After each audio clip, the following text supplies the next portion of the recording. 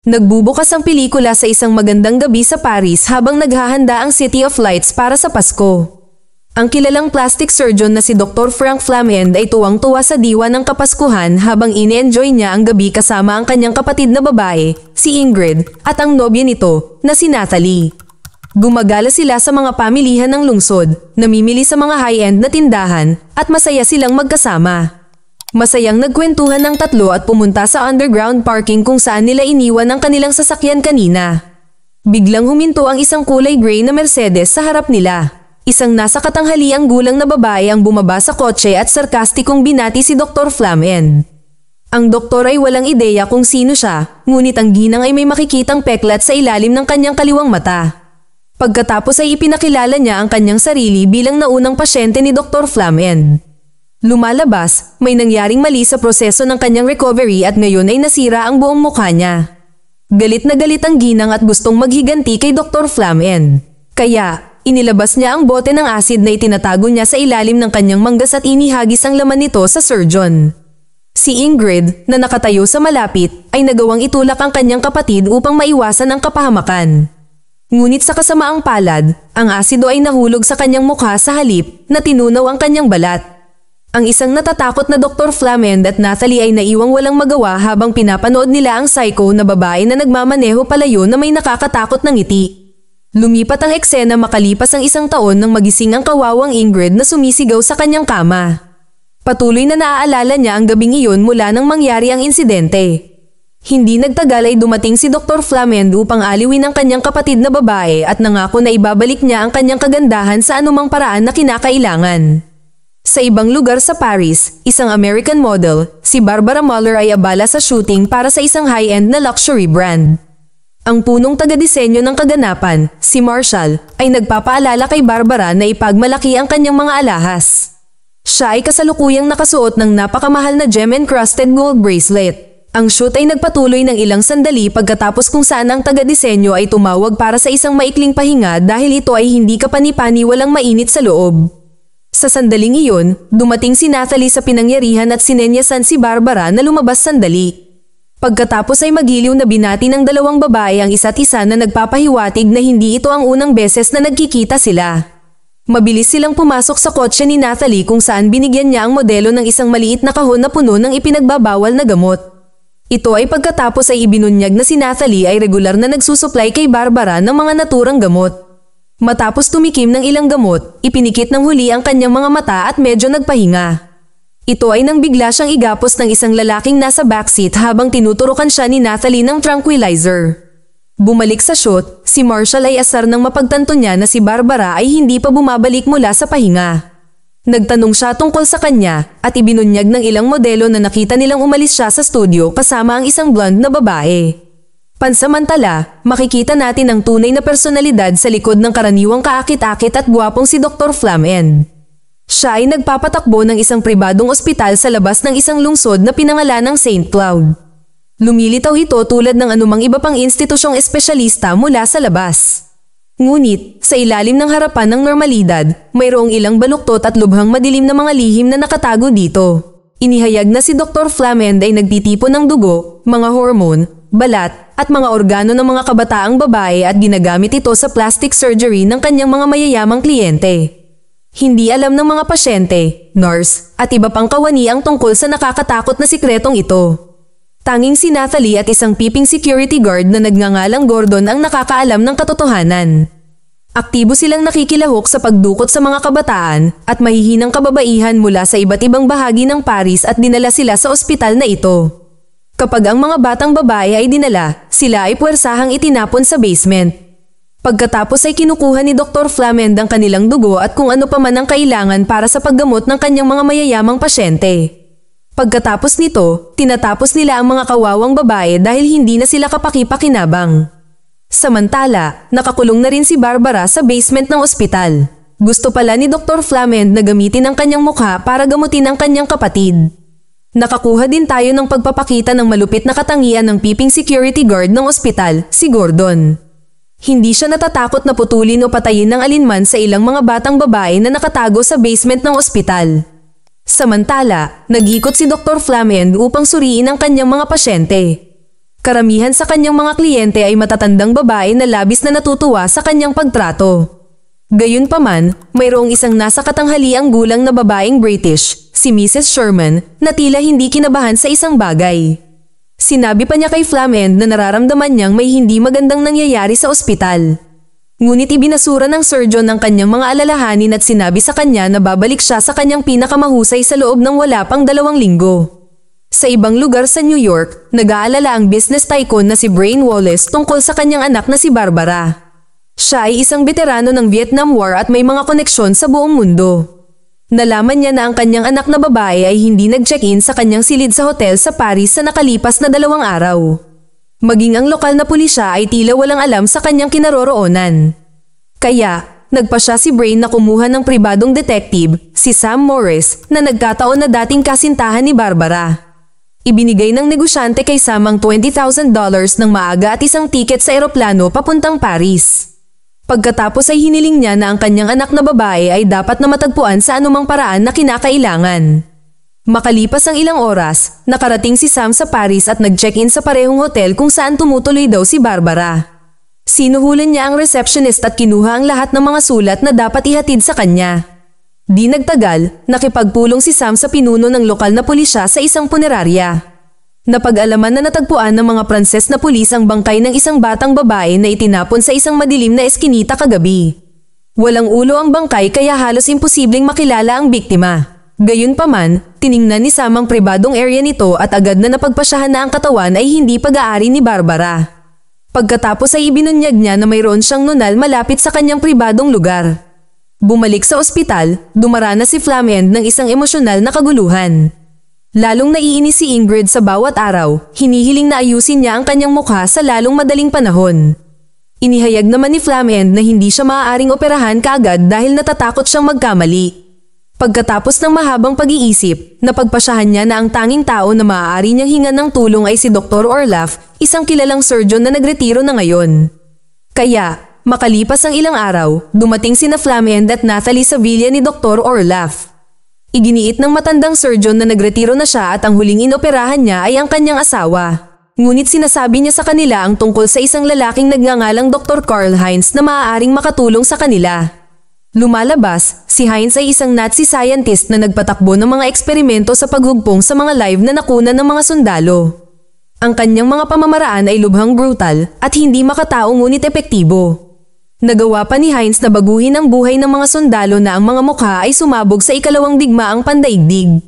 Gayunpaman, nang matapos ang digmaan, tumakas si Heinz sa Espanya at doon na siya naninirahan mula noon. Hiniling ni Flamand kay Orloff na makipag-ugnayan sa Nazi na doktor na ito upang matulungan niya sila. Bumalik sa ospital, pinagmamasdan ni Gordon si Barbara sa maliit na bintana sa kanyang basement cell. Siya ay isang napakagandang babae na nasa isang mahinang estado. Nagpa siya si Gordon na samantalahin ang sitwasyong ito at pumasok sa loob ng selda. Pinipilit niyang ipilit ang sarili kay Barbara ngunit lumalaban ito. Maya-maya, hinampas siya ng lalaki sa mukha kaya napahiga siya sa kama. Pagkatapos ay pisikal niyang inabuso siya, ganap na hindi pinapansin ang pinsalang ginawa niya sa kanyang mukha. Nang maglaon, nang bumalik sina Flamand at Natalie sa ospital, napansin nila na ang mukha ni Barbara ay may ilang malalalim na pasa. Nangangahulugan ito na hindi nila magagamit ang kanyang balat para sa plastic surgery at ngayon ay kailangang maghanap ng ibang babae. Di nagtagal pagkatapos, isang galit na si Natalie ang natagpuan si Gordon sa kanyang silid at hinarap siya.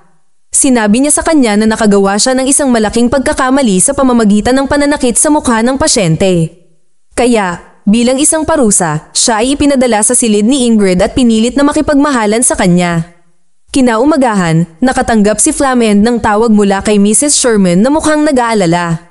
Ibinunyag niya na natuklasan niya ang ilang nakakatakot na katotohanan tungkol sa kanyang ospital. Iniisip ng kawawang babae na walang ideya si Flamand tungkol sa mga lihim na bagay na nangyayari doon at gusto niyang ipaalam ito sa kanya. Nakikipaglaro din ang doktor at tinitiyak sa kanya na darating siya sa lalong madaling panahon. Gayunpaman, makalipas ang ilang oras nang may kumatok sa pintuan ni Mrs. Sherman, ngunit si Natalie ang dumating. Mabilis na napagtanto ng nasa katanghali ang gulang na babae na siya ay nahulog sa isang bitag at sinubukang tumakas. Ngunit si Natalie ay nagtanim ng karayom sa kanyang mga mata at agad siyang tinapos. Pagkatapos nito, ninakaw niya ang kwintas ng kawawang babae na nagpapahiwatig na mayroon siyang libangan na mangolekta ng mga souvenir mula sa kanyang mga biktima. Nang hapong iyon, nakatanggap si Flamand ng magandang balita dahil pumayag si Dr. Hines na tulungan siyang maoperahan ang kaso ng kanyang kapatid. Gayunpaman, nangangahulugan ito na kailangan nilang mabilis na makahanap ng isang bagong babae dahil mayroon pa ring malalalim na pasa sa mukha si Barbara. Kinagabihan, pumunta sina Flamand at Natalie sa isang sikat na bar sa Paris para maghanap para sa mga potensyal na biktima.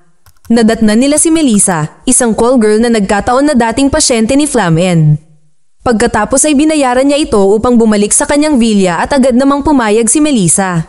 Hindi niya namamalayan na pumapasok na pala siya sa isang bitag na hindi na siya makakalabas. Sa kabilang banda, ipinagpatuloy ni Sam ang kanyang pagsisiyasat na humahantong sa kanya sa tahanan ng fashion designer na si Marshall. Ang huli sa una ay tumanggi na magbigay ng anumang impormasyon tungkol kay Barbara. Ngunit nagsimulang maging agresibo si Sam na pumipilit kay Marshall na ibunyag ang lahat ng kanyang nalalaman. Ipinaliwanag niya na umalis si Barbara kasama ang isang blonde sa isa sa kanyang mga photoshoot. Ipinakita rin niya ang larawan ng mamahaling gem-encrusted bracelet na suot ni Barbara. Nang marinig ito, nakumbinsi si Sam kaya kinuha niya ang litrato at bumalik sa kanyang silid sa hotel. Sa ibang lugar, dumating si Melissa sa villa ni Flamand at agad na nagsimulang makipag-cozy sa kanya. Ngunit ito ay kapag tinurukan niya siya ng mga tranquilizer na pansamantalang nagpatulog sa kanya. Maya-maya ay nagising si Melissa sa loob ng surgery room kung saan nakatingin sa kanya sina Dr. Hines, Flamand at Natalie. Nakikita niya kung ano ang nangyayari ngunit wala siyang nararamdaman o reaksyon sa anumang bagay. Makalipas ang ilang segundo, sinimulan ni Dr. Hines ang pamamaraan at sinimulang putulin ang mukha ni Melissa. Tila nagiging normal ang lahat hanggang sa mabilis na naghiwa-hiwalay ang tisyo na dumudugtong sa kanyang mga kalamnan sa mukha sa kanyang balat. Bago pa man nila maayos ito, ang buong balat ay nawasak at ang buong operasyon ay wala ng silbi. Pagkatapos ay pinagsilbihan ni Gordon ang ulo ni Melissa at itinapon ang kanyang katawan na parang baliw. Kasunod ng maling pagtatangkang pag-opera na ito, ang kalusugan ng isip ni Ingrid ay nagsisimula ng mabilis na lumala. Nagkulong na siya sa kanyang kwarto mula noong aksidente at desperado na siyang mahalin ng isang lalaki. Habang ipinangako ni Flamand na lulutasin kaagad ang kanyang mga problema, lumabas si Natalie sa mga lansangan ng Paris. Doon, nakahanap siya ng isang lalaking patutot at dinala siya pabalik sa villa. Inabutan niya siya ng pera at sinabihan siyang makipagmahalan kay Ingrid. Maayos ang takbo ng lahat sa una dahil nakamaskara si Ingrid para itago ang deformed niyang mukha. Ngunit, sa kanilang patuloy na pag-iibigan, hinila ng lalaking patutot ang kanyang maskara sa mukha. Napasigaw si Ingrid sa takot ngunit bago pa man makapagsalita ang lalaki ay humarap si Natalie sa kanya at tinusok ang kanyang leeg gamit ang isang pares ng gunting. Nang sumunod na araw, muling lumabas sina Flamand at Natalie sa isang sikat na disco sa Paris. Mabilis nilang nahanap ang susunod nilang biktima, isang B-grade na aktres na bumagsak sa kanyang karera. Pagkatapos ay ginamit ni Flamand ang kanyang alindog gaya ng dati para kumbinsihin ang aktres na pumunta sa kanyang villa. Sa sandaling makabalik ang tatlo, agad na nagsimulang lumapit sa kanya si Flamand. Pagkatapos ay sinabihan niya itong maghubad habang gumagawa siya ng inumin para sa kanila. Masayang nag-obliga ang aktres pero pagbalik niya ay may hawak na siyang tranquilizer syringe. Mabilis na lumipat ang eksena sa basement kung saan abala si Natalie sa pagmamanipula kay Barbara. Sinabihan niya ang kawawang babae na ibunyag ang kanyang credit card pin. Bilang kapalit, ipinangako niyang tutulungan siyang makatakas sa impyernong butas na ito. Nahulog si Barbara sa bitag na ito at kaagad na binigay ang kanyang pin number. At gaya ng inaasahan, itinali na lang ni Natalie ang kanyang mga braso at umalis nang hindi tinutupad ang kanyang pangako. Ngunit dito nagkamali ng desisyon si Natalie. Siya ay lumabas at ginagamit ang credit card ng walang ingat. Dahil dito, madaling nakita ng ama ni Barbara ang mga detalye ng perang nakuha. Agad niyang ipinaalam kay Sam na may gumagamit ng credit card ni Barbara mula sa isang maliit na bayan na pinangalan ng St. Cloud. Nang gabing iyon, tinunton ni Sam ang mga ginastos sa credit card sa ospital ni Dr. Flamand. Agad siyang tumungo doon at tinanong ang kilalang surgeon tungkol sa kinaroroonan ni Barbara. Ginagamit ni Flamand ang lahat ng kanyang karanasan upang kumbinsihin ang tiktik na walang masamang nangyayari. Ngunit, nang malapit nang umalis si Sam, napansin niya si Natalie. Suot niya ang eksaktong parehong gem-encrusted bracelet na suot ni Barbara noong siya ay nawala. Pagkabalik mula sa ospital, tiningnan ni Sam ang mga litrato ng bracelet na nakuha niya kay Marshall. Pinatunayan nito ang kanyang mga hinala at nagpasya siyang bumalik sa ospital. Sa kabilang banda, nagawa ni na Dr. Hines, Flamand, at Natalie na tanggalin ang mukha ng aktres at matagumpay na nag-graft ito sa balat ni Ingrid. Sa wakas ay nakumpleto na nila ang kanilang misyon pagkatapos ng ilang maling pagtatangka. Samantala, bumalik si Sam sa ospital at pumasok sa basement. Siya ay mabilis na tinambangan ni Gordon ngunit ang tiktik ay may sapat na kasanayan upang lumaban. Isang labanan ang naganap sa pagitan ng dalawa ngunit nagtagumpay si Sam at napatumba si Gordon. Kasunod nito, mabilis niyang sinuri ang iba't ibang selda na parang kulungan sa basement. Sa kalaunan ay natagpuan niya si Barbara sa isa sa kanila at pinasok ang kanyang selda gamit ang mga susi na ninakaw niya kay Gordon. Sa kasamaang palad, habang magkayakap ang dalawa, dumating doon si Natalie at tahimik na ikinulong sila sa selda. Kinaumagahan, tinalakay ni Flamand ang bagay na ito kay Dr. Hines habang ipinagdiriwang din ang kanilang matagumpay na operasyon. Ang mga biktima ng pagpatay ay nakatambak sa basement ng ospital at maya-maya ay magsasara na ang mga autoridad. Kaya, pinayuhan sila ni Dr. Hines na tumakas mula sa France na iniwang buhay sina Barbara at Sam sa kanilang mga selda. Sa pagtatapos ng pelikula, ang mag-asawa ay naiwan na mamatay sa selda. Gayunpaman, nalaman na ang tiktik ay nagpadala ng mensahe sa ama ni Barbara bago ito dumating sa ospital. Sa loob nito, sinabi niya na kung hindi siya mag-iwan ng mensahe sa loob ng 12 oras, isang puwersa ng pulisya ang ipapadala sa ospital.